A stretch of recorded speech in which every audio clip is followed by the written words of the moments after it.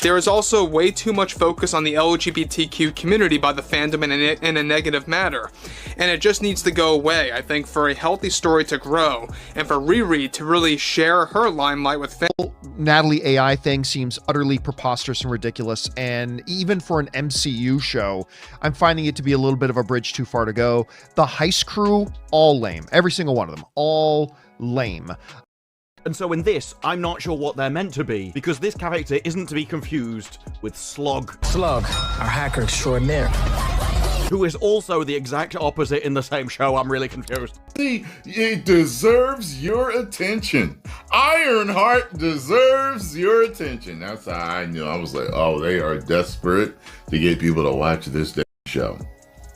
But after I did my reaction, I kept getting, hey, it wasn't that bad. I just watched it. Hey, I just watched the first 3 episodes. It wasn't that bad. Ironheart might be one of the worst executed ideas ever in the MCU, because under all that garbage was actually potential. Yeah, and it's like the real Tony Stark gets like back somehow, and there's like a moment where she's flying through and he's like, who is that? And she's like, I'm Ironheart, Mr. Stark. And he's like, I like that girl. And then he like goes to do something else. Like that would be like the level of something that I think would possibly happen. Ironheart is back, this time going to an uncomfortable place for viewers. Ironheart is the biggest L of Marvel of all time. The reactions are just spectacular. Supposedly smarter than Tony Stark, bites an electric wire, sells her soul to gain magic powers, uses new powers to steal. What did the writers mean by this? Smoke detector beeps. I can understand why she's frustrated. That's how I feel watching her interviews. How do you feel about the impact that she's having on young Black girls? And I'm going to be completely honest, on Black women. You know, this is yet another area that's getting vibrant. It's getting full in the way that it should be. Ironheart is practically unwatchable. This show basically keyed their car, their mom, and in their bowl of cereal in the morning. When Marvel announced Ironheart, the internet lit up. A brand new hero stepping into the shoes of Tony Stark's legacy? It sounded like the perfect recipe to win back fans after a few shaky years for the MCU. Dominique Thorne, a rising star fresh off her debut as Riri Williams in Black Panther, Wakanda Forever, was suddenly front and center, plastered on Marvel promo posters, teased in interviews, and hailed as the next big thing for the franchise. But what happened next was the kind of plot twist you couldn't write into a script. Ironheart is practically unwatchable. Toot toot, Jerry laughs. Yes, there is an alphabet character. They admit Ironheart sucks, but look, they're getting ready to blame you for it because Ironheart fulfills low expectations with weak narrative, poorly written characters, and dull action. The hype was sky high until the trailer dropped. And then it was like someone flipped a switch. The excitement gave way to confusion. The confusion turned to disappointment. And the disappointment, that turned into one of the biggest online backlashes Marvel has faced in years. And at the center of it all was Dominique Thorne. Does it defy the haters? Or is it another skippable series? It's always about you, right? It's always about the audience. It's amazing. It doesn't matter if it's the 2024 election or whether it's a Disney streaming product. It's always about like how evil is the actual voters? How evil are the audience? Because in just a matter of days, the official Ironheart trailer racked up more than 500,000 dislikes, a ratio so savage it's now being compared to some of the most infamous flops in YouTube trailer history. But here's where things get messy. When Dominique herself found out, she didn't stay silent. What she said, and how she said it, would send shockwaves through the fandom. How do you feel about the impact that she's having on young Black girls? And I'm going to be completely honest, on Black women. You know, this is yet another area that's getting vibrant. It's getting full in the way that it should be. This isn't just a story about a trailer that tanked. This is about how a single video turned Marvel's latest hopeful star into the center of a storm she never asked for, but couldn't ignore. Before we get into the backlash, we need to rewind. Dominique Thorne didn't just pop up out of nowhere. She was handpicked for Wakanda Forever, a film that carried the heavy weight of honoring Chadwick Boseman's legacy while still trying to expand Marvel's universe. In that movie, Riri Williams was introduced as a genius-level MIT student who could build technology on par with Tony Stark himself. She was quick-witted, tech-savvy, and, at least on paper, tailor-made for the next generation of Marvel storytelling. Marvel positioned her as the spiritual successor to Iron Man, and in a cinematic universe where Robert Downey Jr. had already left enormous shoes to fill, that's no small task. Fans were curious. Could she really pull it off? Disney answered that question before the audience even had time to think, announcing that Riri Williams would headline her very own Disney Plus series, Ironheart. She has to really reckon with what what that means for the life that she wants to lead. It's very short-lived. It's brushed over really quickly, and she kind of reverts back to her old self. But one thing is for certain about this series is that all agendas aside, let's be very real about this. There's a lack of character development. The directing, the producing, the writing is just way off. It makes no sense at all, and it's very lackluster. There's no depth to it all. Marvel hyped it up as an emotional, high-tech, character-driven story that would explore Riri's genius, her roots, and her struggles as a young black woman navigating both academia and superhero life. But here's where the cracks started to show. The MCU had been on shaky ground. She-Hulk, Secret Invasion, and even Ant-Man and the Wasp, Quantumania, had underperformed critically, with fan complaints ranging from sloppy writing to an over-reliance on CGI.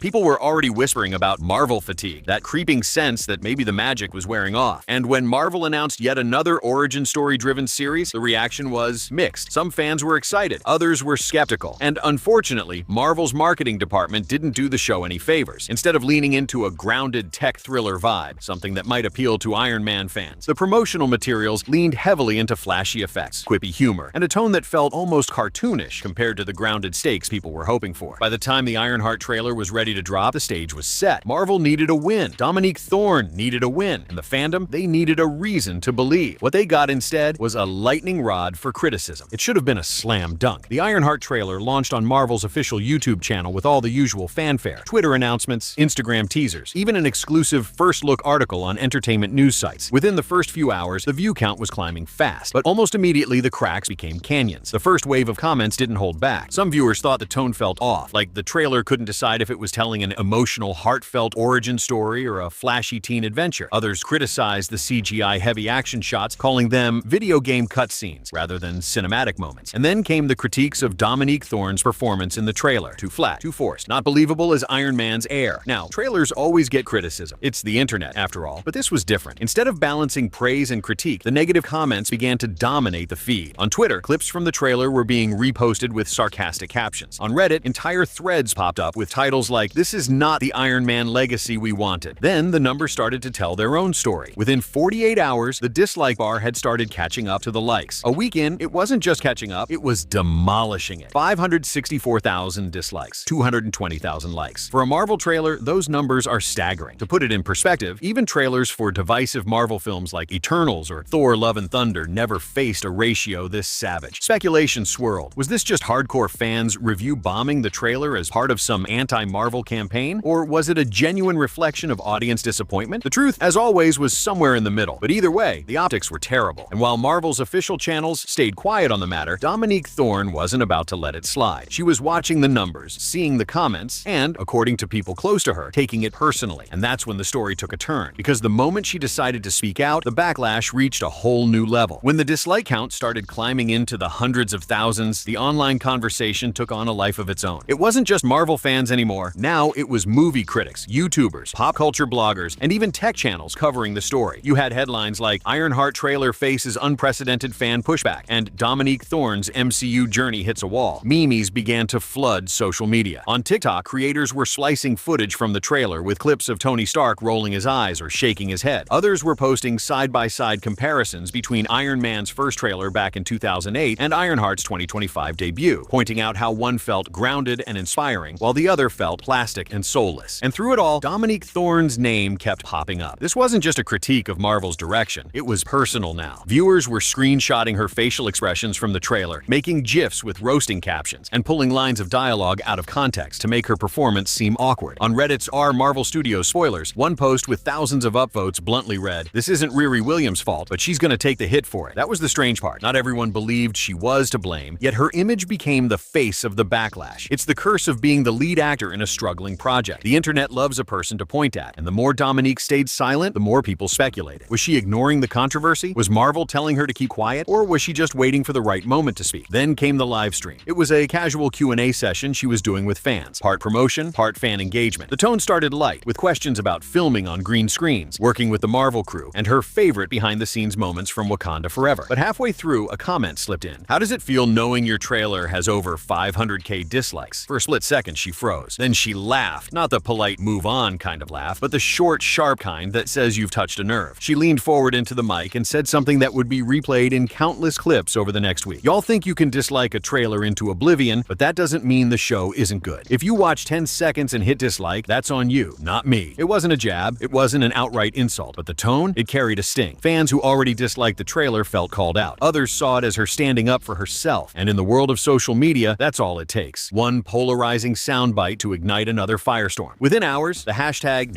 #Ironheart meltdown was trending on Twitter. Supporters called it a mic drop moment. Critics called it damage control gone wrong. And by the next morning, even mainstream entertainment shows were playing the clip on loop, dissecting every word and facial twitch. The backlash wasn't just about the trailer anymore. It was about Dominique Thorne versus the internet. The dislike bomb wasn't an accident, and by now, it had become the headline. For years, YouTube's public dislike count had been hidden from general view. Most people needed browser extensions or third-party tools to see the numbers. But this was different. The sheer size of the backlash meant that tech influencers and media outlets were actively tracking the dislike count in real time. Screenshots of the 564,000 figure were being posted everywhere, and the ratio, 564K dislikes to just 220K likes, was a visual gut punch. And here's the part that made it sting even more. This wasn't just roasters. Yes, there were coordinated groups that had disliked Marvel content before, but digging through the comment sections revealed something deeper. Many people claimed they were lifelong MCU fans who just couldn't connect with what they saw. Some comments read, "I wanted to love this. I really did, but it just feels hollow." This isn't about race or gender. It's about bad writing and bad presentation. Iron Man deserved better. In fan forums, threads broke down specific scenes from the trailer frame by frame, pointing out awkward pacing, overstuffed CGI, and moments they felt were trying too hard to be funny. It wasn't just hate, it was disappointment mixed with frustration. And as the dislike numbers climbed, so did the theories. Some claimed Marvel had lost touch with its audience after the Infinity Saga. Others said Disney's corporate approach to storytelling had drained the soul from the MCU. But a growing number of voices started questioning whether Dominique Thorne had the screen presence to carry a series on her own. That's when things turned from critique to prediction. Was this the beginning of the end for Ironheart before it even launched? In the midst of the chaos, Dominique's livestream comments were still circulating, often stripped of context, sometimes even edited to make them sound harsher. Influencers on YouTube were making 20-minute breakdowns titled things like "Dominique Thorne blasts fans" or "Ironheart star claps back at critics." The numbers didn't lie. The dislike count was still growing, and the conversation was getting louder, not quieter. And just when it seemed like the outrage might finally start fading away, the show premiered. And that's when everyone realized the trailer backlash was only the first chapter of this story. If the livestream clip was a spark, what came next was the wildfire. In the days after that Q&A session, Dominique Thorne's social media activity became the focus of obsessive scrutiny. Fans noticed she had started liking tweets defending her and calling out hateful Marvel fans. Others claimed she'd unfollowed certain MCU-related accounts, though whether that was intentional or just coincidence didn't matter. It was fuel for the fire. Then came the Instagram story. A blurry black and white selfie with the caption, "When you're busy making history, you don't have time to count dislikes." For her supporters, this was a power move, a clear message that she wasn't going to be intimidated by online hate. For her critics, it was proof that she was being dismissive, even arrogant. And because this is the internet, those interpretations didn't just stay in separate corners. They collided. YouTube creators pounced on it. TikTok edits put the quote over slow-motion clips from the trailer, some roasting, some celebratory. On Reddit, a user posted, "She's officially in the Brie Larson phase of MCU fandom. Half the audience will defend her no matter what, the other half will never forgive her." But Dominique wasn't done. A few days later, she sat down for an interview with a pop culture podcast.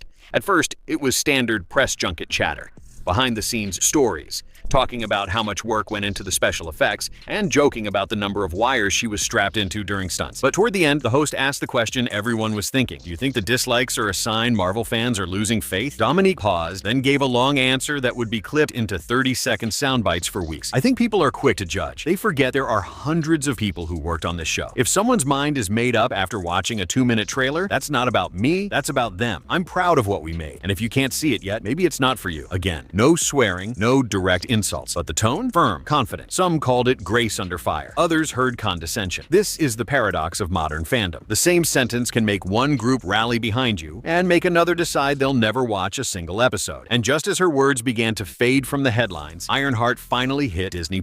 And in that moment, the conversation shifted from the trailer to the show itself. If Marvel had been hoping that the backlash to the trailer would vanish once the show aired, they were in for a disappointment. From the first episode, the reviews were mixed, and by mixed, I mean a polite way of saying that critics were lukewarm while fan scores dipped fast. On Rotten Tomatoes, the critic score hovered in the mid-50s, but the audience score dropped to the low 30s within days. The complaints? They sounded eerily similar to the ones people had about the trailer. Viewers called the dialogue awkward, the pacing rushed, and the visual effects unpolished. Some scenes meant to be emotional landed flat, while others tried too hard to be funny. And while Dominique Thorne had her defenders, a vocal portion of the fandom insisted she lacked the charisma needed to carry a solo MCU project. It didn't help that YouTubers who had criticized the trailer were now posting "I told you so" videos. Channels with millions of subscribers uploaded breakdowns titled things like "Ironheart, the MCU's worst series yet?" and "From Tony Stark to this, what happened to Marvel?" These videos were racking up millions of views, ensuring that the narrative around Ironheart stayed negative. Even more damaging, clips from the show began circulating on Twitter out of context. Awkward line deliveries, questionable CGI moments, and scenes that just didn't land. The more they spread, the more they reinforced the idea that Ironheart was a flop. Behind the scenes, rumors swirled about rewrites, budget overruns, and tension on set. Whether those rumors were true or not didn't matter. Perception had already solidified. For the casual viewer scrolling through headlines, Ironheart wasn't an ambitious new MCU story. It was the show with the 500K dislikes, the awkward trailer, and the lead actress who went off at critics. And once that label sticks, it's nearly impossible to shake. Disney and Marvel went into damage control mode, releasing featurettes that highlighted the cast's chemistry and the fun behind-the-scenes moments. But instead of changing minds, these came off to some as corporate spin. The audience they were trying to win back had already moved on. For Dominique Thorne, this meant every interview, every public appearance, and every social media post, was now filtered through the lens of Ironheart's failure. Fans weren't asking about future MCU crossovers, they were asking if she'd even have one. The most savage part? The backlash wasn't fading away. If anything, the flop of the series had validated every criticism thrown at the trailer months earlier. And with each passing week, the conversation about Dominique Thorne's career shifted from promising MCU newcomer to another casualty of Marvel's post-Endgame slump. And just when it seemed like things couldn't get worse, the viewership numbers leaked. When the viewership numbers for Ironheart leaked, they told a story Marvel didn't want told. According to the data making the rounds online, Ironheart debuted to numbers far lower than other MCU Disney Plus launches, even struggling to match the opening week performance of She-Hulk, which had been heavily criticized at the time. Episode-by-episode analytics showed a sharp drop-off after the premiere, with more than half of the initial audience not returning for episode 2. By the finale, the numbers were a fraction of where they started. The narrative practically wrote itself. The trailer had been a warning sign, and the audience voted with their feet, or rather, their remotes. But this wasn't just about one show anymore. Commentators started pointing to Ironheart as part of a bigger problem: Marvel fatigue. For over a decade, the MCU had been untouchable, a box office juggernaut that could turn even obscure comic book characters into billion-dollar brands. But after Endgame, the cracks began to show. Too many shows, too many films, too many characters introduced with a promise they'd be the next big thing. Fans felt overwhelmed, and critics accused Disney of chasing quantity over quality. Ironheart, fairly or unfairly, became a symbol of everything people said was wrong with the modern MCU. High budgets, inconsistent writing, and a disconnect from what made audiences fall in love with the franchise in the first place. And for Dominique Thorne, that meant she wasn't just the star of a struggling show, she was the face of an era many fans wanted to move past. Some industry voices argued it wasn't fair. They pointed out that Robert Downey Jr. had multiple films before Iron Man became a cultural phenomenon, that Chris Evans wasn't instantly beloved as Captain America until the Avengers, that Thorne was simply in the wrong place at the wrong time, carrying a series in an oversaturated market with fans who were already looking for something to hate. But fair or not, the internet rarely cares about nuance. The memes didn't stop. The dislike bar screenshots kept circulating, and Dominique Thorne's every move remained under a microscope. It was bigger than her now. She wasn't just in the middle of a bad PR cycle, she was part of a much larger conversation about whether Marvel still had what it took to capture lightning in a bottle. The story of Ironheart and its infamous trailer is one of those strange cultural moments where hype, timing, and audience expectation collided in the worst possible way. A young actress stepping into a legendary legacy, a fandom already fractured by years of uneven projects, and one trailer that lit the fuse on a backlash so strong it overshadowed the show itself. Dominique Thorne came into the MCU as a rising star, full of potential and promise. She left the Ironheart press cycle as a polarizing figure, adored by some, dismissed by others, and permanently tied to one of Marvel's most controversial Disney Plus launches. In another timeline, maybe this plays out differently. Maybe the trailer wows fans. Maybe the series delivers on its promises. Maybe Dominique's debut as Riri Williams becomes the start of a long celebrated career in the MCU. But in this timeline, the dislike bar tells a different story. 564,000 thumbs down, burned into YouTube history. And here's the thing, in Hollywood, careers can bounce back, fandoms can forgive. Sometimes all it takes is one breakout role or one unforgettable moment to change the narrative. But right now, the question hanging over Dominique Thorne's career isn't about her talent. It's about whether audiences will give her, and Marvel, another chance. So maybe that's the real takeaway. Was Ironheart doomed from the start, the victim of Marvel's overstuffed schedule and fan fatigue? Or was this simply a case of the internet deciding a story before it had even been told? One thing's for sure, this chapter in Marvel history won't be forgotten anytime soon. And whether you loved Ironheart, hated it, or didn't care at all, you can't deny that for a moment everyone was talking about Dominique Thorne. But the bigger question now, what comes next?